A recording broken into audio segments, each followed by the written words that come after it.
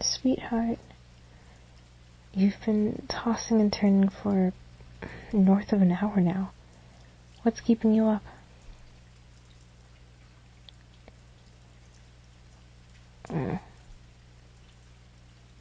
Well, sounds like you could use a little help. Here, face towards me.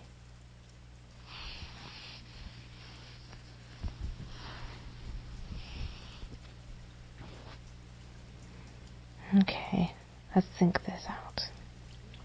What will help you fall asleep that you haven't already tried?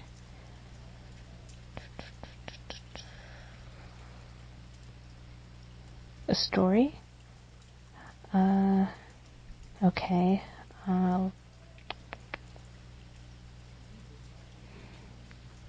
Okay. Once upon a time, there were 3 little pigs. They were... What? Why are you stopping me? I thought you wanted a story to help you fall asleep. A story from my childhood? Oh, sweetheart, I don't think... Okay. I'm sure I can think of a decent one. Just, give me a second.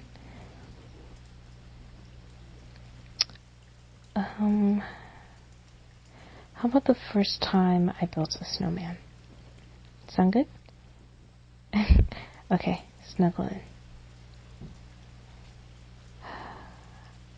I must have been about 3, maybe 4. I was visiting my grandparents and it had snowed overnight. I remember looking through the window and seeing the snow and just everyone fawning all over me. I think maybe it had been my first snow, actually. I'd been inside the whole time I was there, so obviously I wanted to explore this new land that was the front yard. The adults made my uncle bundle me up and take me out front to play. Well, they essentially made him babysit. My grandparents' house, well, you've seen it, but you know how it kind of sits on this steep hill? Well, yeah, it made it perfect for sledding. The only issue was that it was a bit too close to the street, so we had to sort of maneuver to the side, which was not my forte at 3 years of age. I distinctly remember crashing into a mailbox, a car, and I think it was a tree. My uncle ended up putting me on his sled with me hugging his back, and he held onto the sides of the sled. We still crashed, but at least then I had a shock absorber. Oh, my uncle? Yeah, he was a young kid himself at the time. He was the youngest of the family before me, so we kind of had this, playful rivalry going on. Yeah. He told me that we could see who the better thrower was by having a snowball fight. So of course this led to him showing me how to make a snowball in the first place, and how to throw them against the trees. I accidentally hit one of my aunt's cars for the 50th time, so we had to temporarily give up on the snowball fight after getting scolded. No, she wasn't mad. She just told us to be more careful so my granddad didn't get upset. Yeah, actually, she was the one who suggested we make a snowball instead. I had never gotten to make one before, so I was instantly curious about this man made from snow. We tried to see who could make the better middle part, and I mistook better for meaning bigger. Well, as many kids my age would. I wanted to do it myself, so I went and gathered up all of the snow and just kind of hurled, well, not hurled it, but I kind of tried to, yeah, I guess basically I hurled it on top of the one below it, and it just collapsed and made this massive bottom part. So my uncle, he was very keen on making sure I called him uncle, that brat. Anyways, he smoothed out the bottom and placed his much more efficient middle piece on top before explaining to me how to make the head, which we plopped on. And he was so excited to build the face. I remember him gathering sticks around the house for the arms and telling me to pick some stones for the buttons. We used his scarf, and he went inside the house to get an old hat and a carrot.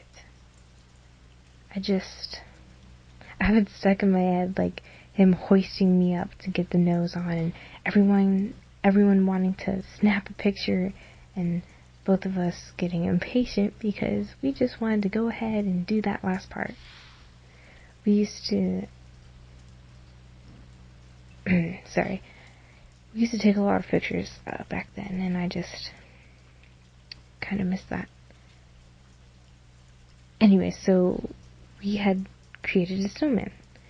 To me, it was more man than snow. I struck up a completely one-sided conversation with it, and my uncle was secretly voicing it while simultaneously being out of sight behind a bush, reinforcing my belief that we had just Frankenstein, this dude who apparently liked beef franks and burgers. Well, at the time, I didn't even realize it was my uncle doing the voices. I was, a kiddo. So after my uncle got tired of my thousands of questions, he scooped me up again, spun me, and plopped me on the ground to make snow angels. I can't remember what we talked about, but it made me laugh. I just remember having a great time with them, and then when my guard was down, whoosh, my warm, round face was struck dead on by the unmoving iciness of a surprise snowball attack. Yep, by my own uncle. War had begun, and I took no prisoners. Yeah, I was a shy kid normally, but you know what they say, it's always the quiet ones. We both got some good hits in.